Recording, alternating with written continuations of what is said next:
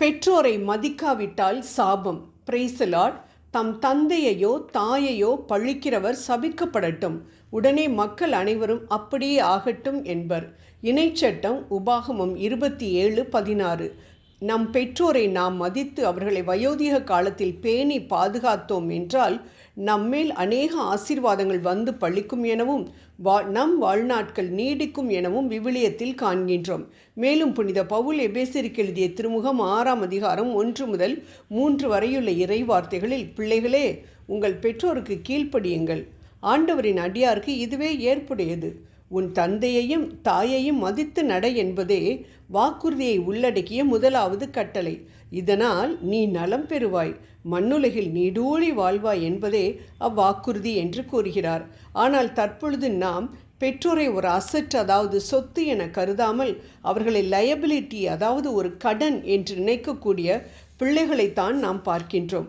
பெற்றோரை மதித்து நடவாமல் வாழ்ந்தால் விவிலியத்தில் சொல்லிய பிரகாரம் குறுகிய வாழ்நாட்களே கிடைக்கும் என்பதற்கு தாவீதின் மகன் அப்சலோம் ஒரு நல்ல எடுத்துக்காட்டு. அரசு தன் கைக்கு வரவேண்டும் என்பதற்காகவும் தன் சகோதரி தாமாரின் கற்பழிப்புக்கு தாவீதின் முதல் குமாரன் அம்னோன் தான் காரணம் என்பதற்காகவும் மக்களை தன் தகப்பன் தாவீதிற்கு எதிராக தூண்டிவிட்ட அப்சலோம் எப்ராயிம் காட்டில் நடந்த போரில் தாவீதின் பணியாளர் யோவாபினால் கொல்லப்பட்டதை நாம் 2 சாமுவேல் 18:6-15 வரை பார்க்கின்றோம். மேலும் புனித பவுல் ரோமியருக்கு எழுதிய திருமுகம் 1 அதிகாரத்தில் பெற்றோருக்கு கீழ்ப்படியாதவர்கள் மரணத்திற்கு பாத்திரராய் இருக்கிறார்கள் என்றும் இது தேவன் தீர்மானித்த நீதியான தீர்ப்பு என்றும் கூறுகின்றார். அது மட்டுமல்ல, இப்படி செய்கிறவர்கள் பெற்றோரை மதிக்காத மற்றவர்களிடத்தில் பிரியப்படுகிறவர்களுமாய் இருக்கிறார்கள் என்றும் சொல்கிறார். எவ்வளவு உண்மை! பெற்றோரை அவமதிக்கும் ஒருவனின் செயல்களை கடிந்து கொள்ளும் சிநேகிதர்கள் இவ்வுலகில் உண்டா? மிக மிக சொற்பம். நண்பனிடம் நல்ல பெயர் வாங்க வேண்டும் என்பதற்காக இவங்களெல்லாம் வச்சுக்கிட்டு நீ சந்தோஷமாக குடும்பம் நடத்த முடியுமாப்பா, பேசாமல் இவங்க எல்லாத்தையும் ஒரு முதியோர் இல்லத்தில் போய் சேர்த்து விடு என்று சொல்லக்கூடியவர்களை தான் நாம் பார்த்து கொண்டிருக்கின்றோம். இப்படிப்பட்ட ஆலோசனை கொடுப்பவர்களும் தண்டனை தீர்ப்பிற்கு தப்ப முடியாது என நாம் ரோமர் 1:32 வாசிக்கின்றோம். ஆகவே நம் பெற்றோரை நாம் மதிக்க வேண்டும். மற்றவர்கள் அவர்களது பெற்றோரை அவமதிப்பதற்கு நாம் உடந்தையாக இருந்தோம் என்றால் தண்டனை அடைவோம். பெற்றோரை அவமதிப்பவர்களை விட்டு விலக வேண்டும் என 2 தீமோத்தேயு 1:2 வாசிக்கின்றோம். இதை உணராமல் பெற்றோரை கேவலமாக பேசுவதும் நடத்துவதும், உங்களுக்கெல்லாம் என்ன தெரியும், இந்த நவநாகரிக உலகில் உங்களுக்கு படிச்சிருந்தா தானே தெரியும் என்றெல்லாம் மட்டம் தட்டுவதும், ஜெனரேஷன் கேப் என்ற போர்வையில் அவர்களின் ஆலோசனையை தள்ளிவிடுதலும் சாபத்திற்குரிய காரியங்கள் என்பதை நாம் ஒரு காலும் மறக்கக்கூடாது.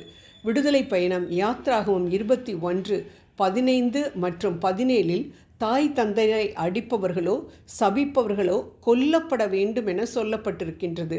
ஆண்டவருக்கு எதிரான பாவத்தில் ஈடுபட பிள்ளைகளை வற்புறுத்தினால் ஒழிய எல்லா விதத்திலும் பிள்ளைகள் பெற்றோருக்கு கீழ்ப்படிந்துதான் ஆக வேண்டும். இதுதான் விவிலிய நியதி.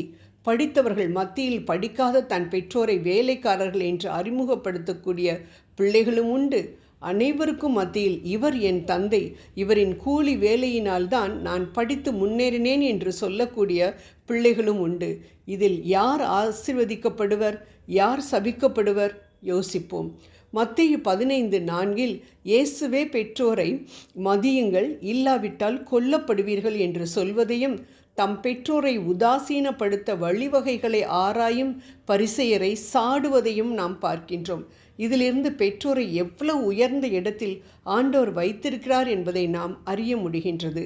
ஆகவே அன்பானவர்களே, வயதான வியாதியுள்ள பெற்றோரை கவனிப்பது தற்பொழுது மிக மிக கஷ்டமாக இருந்தாலும், வேலைக்கு போய்கிட்டு இருக்கோம், அதோட முடியாத அம்மா அப்பாவை நம்ம பார்க்கணும் அப்படின்போது மிக மிக கஷ்டமாக தான் இருக்கும்.